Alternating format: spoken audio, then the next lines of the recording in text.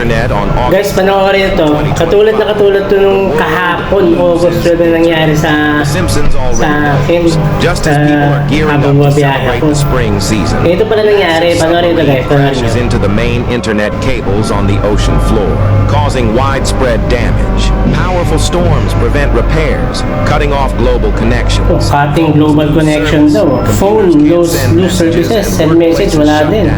Paano yan? Ano mangyayari niyan pag ganyan? Disrupted while smart devices, Ano nangyari? security cameras, and digital Ganun pala nangyari, pati security cameras, ano yan, sinyat down?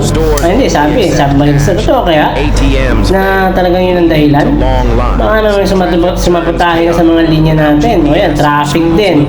Siyempre, mga nag-grab car. Paper records Paano yun? slow Di ba po? care.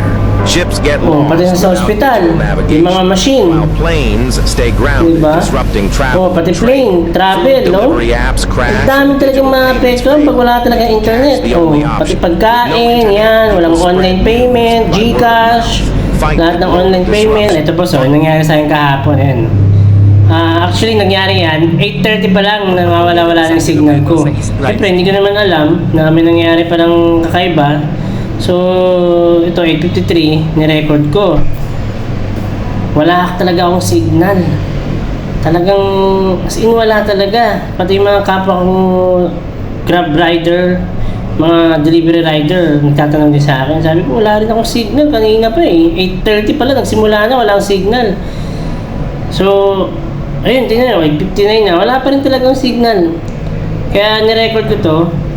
Buti na nga lang, naki-wifi ako dyan sa mall. Naki-wifi ako kaya nagstay pa rin yung yung ruta papunta sa delivery ko.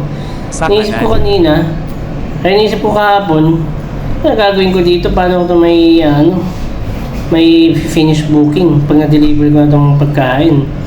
So, ayan po, so 9 o'clock na. Wala pa rin talaga ang signal. Tapos pagdating ko ng dyan, subdivision, nagtanong ako sa guard. Sabi niya wala rin daw siyang signal. Kanina pa rin.